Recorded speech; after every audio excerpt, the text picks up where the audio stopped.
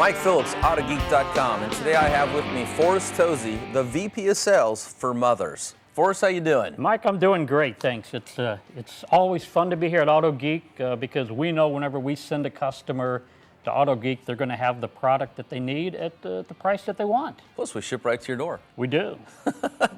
Tell you what, I know Mothers makes a lot of great products, and today we're going to go through at least one of the more cool products that everybody that has a daily driver needs. Everybody needs clay.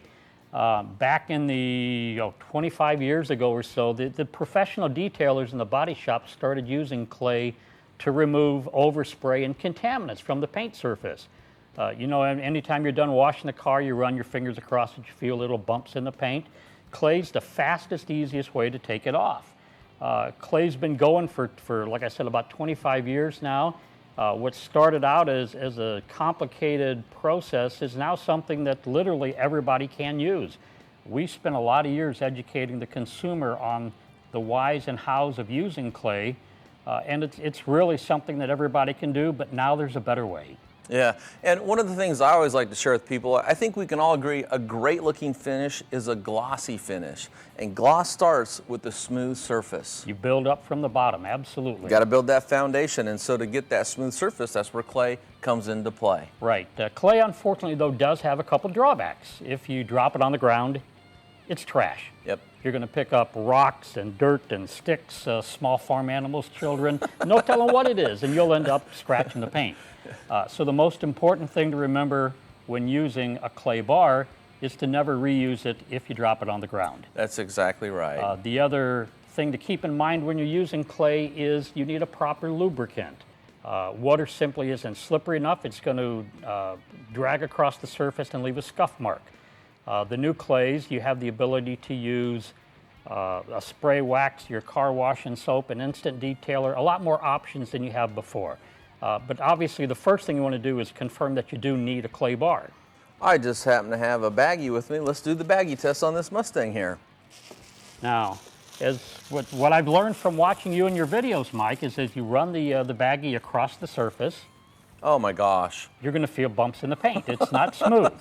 And even though this is a clean car, it still has bumps. Yeah, this actually belongs to a buddy of mine, and he's a car guy, but I know for a fact this sits out in the parking lot. I know he keeps it in the garage at nighttime, but it's all the contamination in the air while that car is parked outside somewhere, whether he's at work or at the store.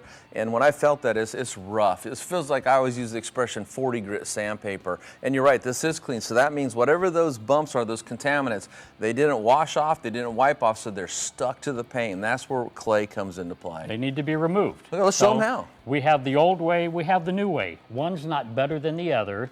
It's simply a different way of getting the job done. So if you're an old-fashioned guy, use your clay bar. If you want the latest and greatest, a product like our Speed Clay 2.0 is the way to go. Okay, well, tell you what, let's walk over to the front of the car and let's go ahead and show how to use these things. Wow, this really does feel bad. Listen to that, Mike. You can even hear it. Yeah, I'll let you feel it, and I'm going to get the clay going here. So the traditional way to use clay, and it usually comes just like this. Looks like a little bar of soap. We've already taken it out of the package. What I like to do is I like to twist it like taffy to kind of warm it up. Yep. Just twist it, fold it, twist it, fold it. Then at some point form it into a pancake. See, I call them hamburger patties because I'm a carnivore. So. Me and Forrest have known each other for how many years now? Long time, Mike. Long time. Ever since I had my first Conestoga wagon and the settlers were going across the plains. Yeah, I've always said I'm in this for the long run, and obviously you are too, because we're still in the industry. I'm still in the business. 26 years with Mothers, and every day is a party. Yeah. Okay, so now I've formed this into a patty, and what I like to do is get it so it fits across my hand, kind of like that. So I've got a fairly large footprint, and that's going to enable me to actually tackle a car and get it done fairly quickly, so I can move on to the next step. A little bit of lubricant. Okay. And you're in business.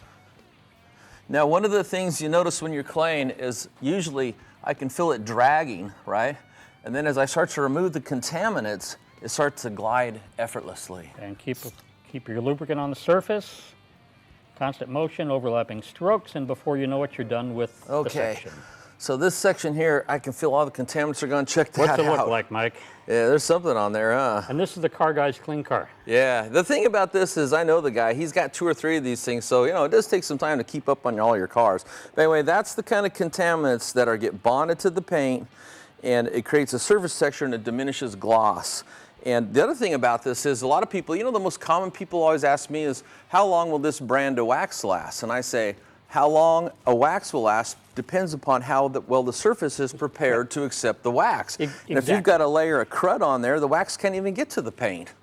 And not to mention, a clean surface that's smooth makes it easier to apply and remove your waxes whenever you're at that step of the process. Or spray detailers. A lot of guys use spray detailers and their cars are all contaminated. Now, of course, when you see this kind of contamination, to continue working around the car, you would take and fold it into itself and then re-knead it and form it into a patty, and you're good to go.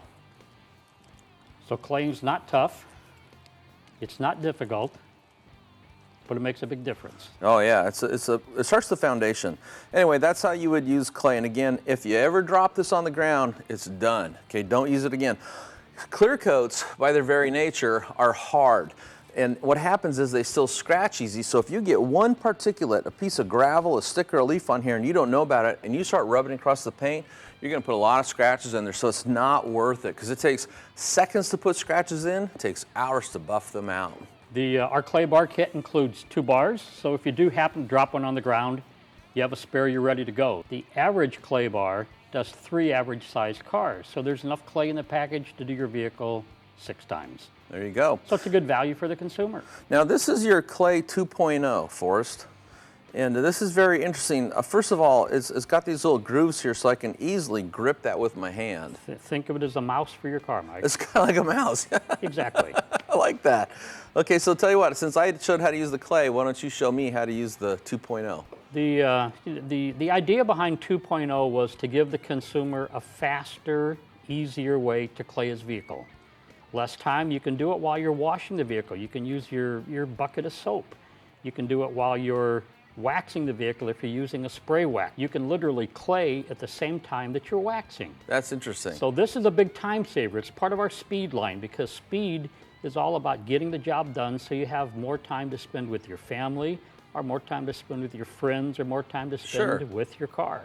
Okay. Well, basically, since I clayed this section, why don't you show how to use it on the other section, and then we'll let Jeff do the rest of the car.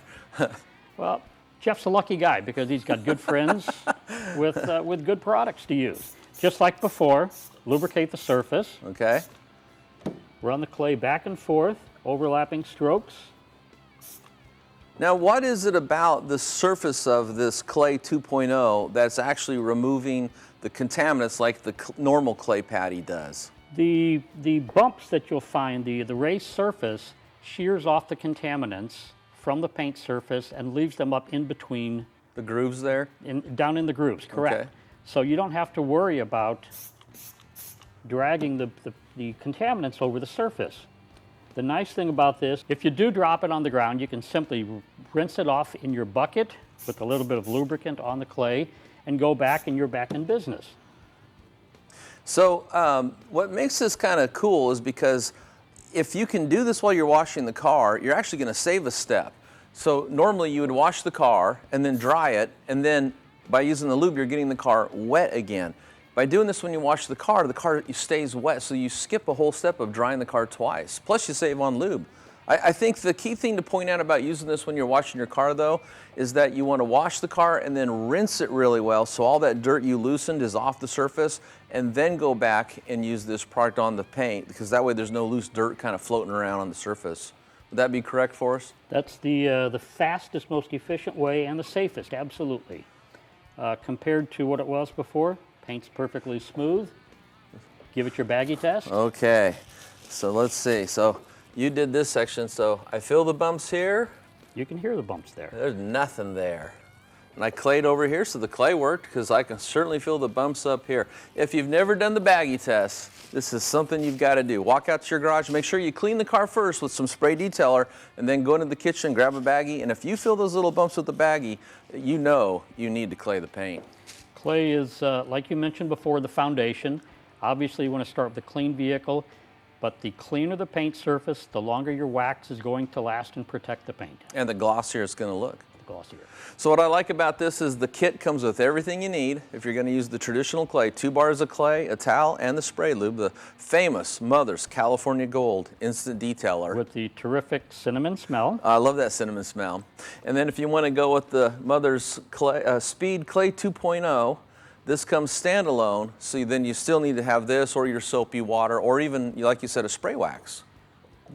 Car wash soap, instant detailer, spray wax, a lubricant to run it across the surface, fast, efficient, and you're on your way to a good foundation for proper paint care. And at that point, drive the car off and enjoy it, or go to the next step, throw a coat of Mother's California Gold on there. And life is good. For more information on Mother's Clay and Speed 2.0, go to Autogeek.com. For more videos like these or how-tos, subscribe to our YouTube channel. You know, Forrest, I love this Mustang. It's got that traditional hot rod look, but I tell you, this thing needs to be clayed. You know, a lot of motor and a rear-wheel drive makes for a fun car, but a car that's clean is a lot of fun too, Mike. Tell you what, let's finish the hood for this guy. Fair enough. Appreciate your time.